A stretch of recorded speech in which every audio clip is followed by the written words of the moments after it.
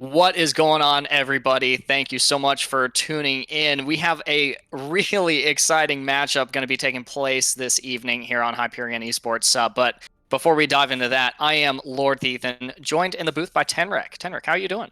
It's great to be here, Lord Thief, and I'm really excited to cast some great Overwatch again for Hyperion. Two teams that, for lack of a better term, deserve, to fight for another win tonight. Yes, all of our teams are going to be playing in the playoffs coming up. I think it's next week, and so really, this is just the last shot in the regular season to prove that you've got what it takes to not only play one or two games in the playoffs, but maybe to win them as well. That would be quite the sweep there. Starting for us tonight is going to be Lux Nova versus Frost Nova. Lux Nova has a really neat lineup. We're going to have Juggle God and Crispy, Tankety Tank, all on the tank rolls. Real surprise, Tankety Tank playing tank there, right? Ryuka Sim, Saftron, and Oxaru are going to be damage dealers here for the squad, and support is going to be held up by Mugly Wops and Han. For all of us in the Hyperion community and in any other tournament community, we all know Juggle God. We've all seen his casting and his wrecking ball as well. Should be a lot of fun to see what this squad opts for in terms of composition. We might see some of that bulldozer double main tank Rhine Winston composition come out. I'd love to see some in-your-face type comps coming from Lux Nova. Really, just getting into the fray and duking it out early on. Staying aggressive. Especially when you're, up against, the tail end of the league. It's definitely a lot of pressure to uphold, but I think when you're going in, all out, I think it's a lot easier to sort of carry that pressure onto your opponents. With that being said, the opponents in question are going to be Frost Nova, held up by Browns Fan Jr., Aiden in Florida on tank, Skullro, Ricey, and Azino on damage, and Early Vincent, Blazing Angel, and Cabodozer on support. Frost Nova, as opposed to Lux Nova, has actually got a win on the board, but they're still negative 1-2. So this is one team fighting to end their losing streak and one team fighting to break it even in the record. Both pretty high stakes matches, I would say.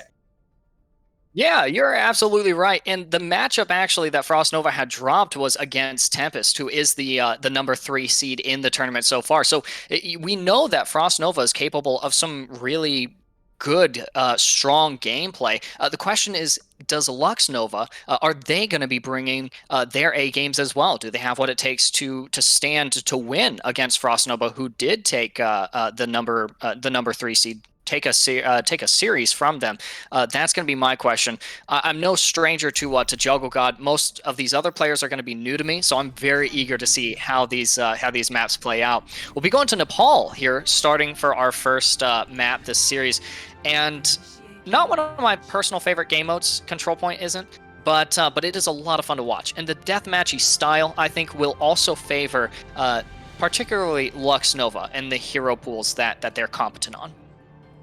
I think absolutely you're right. The Sanctum boasts a heavy number of these small, tiny chokes and a lot of altitude play that you get to worry about, especially on those front doors. I think Lux Nova is going to take great comfort in winning this initial fight and then locking down that front door right out of that fight. I think that's going to be super, super important for them in the long run to be able to hold down that point and basically not let Frost Nova get enough space past that spawn to really be able to have a shot at taking that back. I think it's going to be all about those early shutdowns, and we will see that in spades on Frost Nova's team so far with an Echo Reaper Winston Diva and a Moira Lucio comp. So speedy recoveries and speedy getaways for both sides, actually, with Ball and Sigma on the other side as we head to map number 1.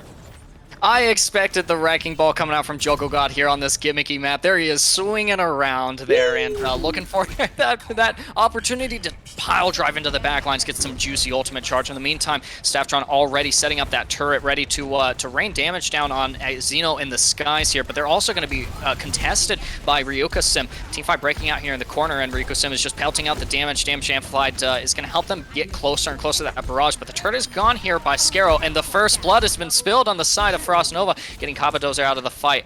Yeah, Cabodozer is gone, and Azino coming in clutch though, finding 2, and they might have secured that for Frost.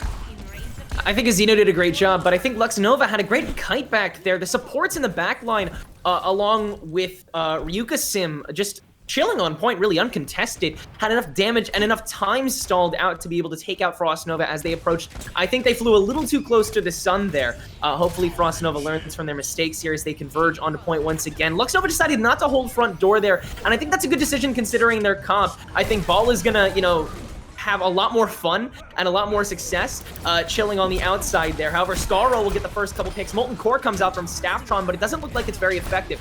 Azino is going to try and get some picks as well. Will succeed onto Stafftron. Jungle God trying to make his way back out the side. Nice little bunny hop there.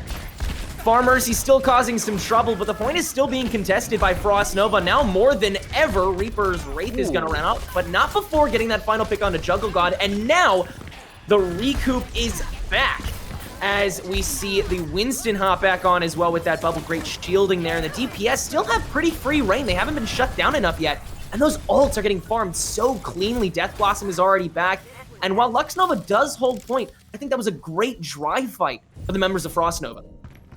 Yeah, because they're going to be coming up into this next fight with the Coalescence and the Death Blossom. They'll have the Primal Rage and the Duplicate, so they've got a healthy bank of ultimates resources to fight this with, but they're still playing into the defense of this objective that's being really well maintained here on the side of Lux Nova. Jungle God kind of struggling to get over this wall here, is getting close to that minefield, but honestly, that can't come soon enough as the Coalescence comes out and the dive is commencing from Florida. We all have that sort of trouble sometimes, but Lux Nova's gonna try and make it work here. After all, this could be the very last fight that they have to deal with in order to keep this point under control. Supports are really well needed right now for Frost Nova. Lux Nova making a great push onto that front line there, but it looks like they didn't back out cleanly, as cleanly as they would have liked to, as we see the early res come out from Ugly Wumps. Jungle God is going to get taken down now from Browns Fan Jr. There's that wet fight we were looking for. Azino still trying to contest Ryuka Sim, but he wins it out still. Has to wait for Starro to take him out, and that's a great amount of time. However, Frost Nova is still going to take this point 99% though for Lux. They just need to win one fight here. And right now they got a Nano, a Flux, a Minefield, and potentially a Molten Core to do it. Yeah, so as you and I are going over the ultimates that Frost Nova has, so we have to look at Lux now coming to this fight. 99% of objective progress, you know, they were willing to lose that fight. That's a fight that you approach and you're like, we can drop this objective as long as we don't lose the choke here. And that's what's currently being maintained here by Frost Nova. Flux is going to come out, beat in response from Frost. They're going to stay healthy for now, and especially since Scaro is carving through the midline of Lux Nova. That might effectively shut down this push, but a Nano Sigma Crispy is still looking to push the objective with Scaro behind them, pelting them with damage, and they won't be able to live. That was the exact kind of aggression that we were expecting from Frost Nova, holding down that front door with the comp that they were holding up. That Winston and the Reaper, especially Scaro, didn't let a single member cut through for too long, able to just find and stalk the remaining members that managed to get through that last door and pick them off one by one. Look at the amount of progress that the point got during that one singular fight. It's basically a fight and a half, if that, to be able to hold this point down for Frost Nova. Lux, thanks to that weird cut down, is working on scraps now. Yeah, that's a pretty optimistic standpoint there from you, Tenrek, thinking that we have a fight and a half. Maybe no, this is last team fight territory, 80%, and you need one good team fight in order to make sure that you don't drop this, and ultimates that need to be built up in this fight. Joko God's going to pursue that endeavor there, getting close to that minefield, but not close enough as the Coalescence comes out from Kabadozer. That's going to help them secure an elimination onto Han, and the Molten Core comes out on the objective. We have Barrage to work with as well from Ryuka Sim, but the Molten Core is a little displaced. It's not quite on the point, which means it can't really be properly controlled by Lux. Concussion Blast comes out as well as the Barrage. It does find the DMAC on the floor and the final blow, but the bomb was deployed from Frost Nova, so this actually might be losable here for Lux as Echo Azino uses the focus beam to get Joko God out of the fight. Ryuka Sim's barrage there was absolutely massive, taking care of two members, but there's Scaro! I think that's lost him getting to himself, and now we have a Sombra back on point in the form of Stafftron. How did he get back on so quickly? Another pick from Scaro, trying to get hacked out. Stafftron gets taken down too, and Scaro's gonna clean it up. Full 100 to 99, great flip around from Frost Nova. The mindset that they needed to have to take that next point was so integral, and they managed it perfectly. You and I were talking a little bit about this before the game began, Tenrek, but really we knew that this game was going to go the distance. And if you need an example of or a demonstration of why exactly that might be, there you are. First round is 99-99. Both teams really making a lot of progress in terms of their commitment to the objective, to these team fights. Ultimately, it didn't quite work out for Lux the way that they wanted it to, but they still put up a really good fight. That being said, they're going to run the same composition. The Ball Diva, they're going to have Staftron on the Sombra, and Ryuka Sims is still going to be wreaking havoc in the skies. Ryuka Sim went pretty uncontested for a good chunk of the Sanctum push there. I think Scarrow really had to carry that DPS, but that's not to say that Azino isn't doing great. I think he just needs to cut through on that flying menace that they have to deal with right now. That being said, I mean, when you don't have a Mercy on your side, you can't do the damage, you can't get healed, and now Azino can't get res. That's a great early pick on the side of Lux. Yeah, Joko got coming clutch with a pile drive, and almost a third of the way to that minefield as well. The bubble is going to drop here on the side of Frost Nova from Browns fan, but it's not really going to be able to mitigate enough damage. Point is going to capture, however, so Frost Nova will be able to start building objective progress, and it looks like a fight might have been so spread out here that it could look lost on the side of Lux, especially in the absence of Juggle God here in this mid-fight. Yeah, and Azino is back to that great echo speed that we like to see, and Lux, I mean, the inability to really take point is kind of the risk that you have to take when you're running something like Pharah and Sombra.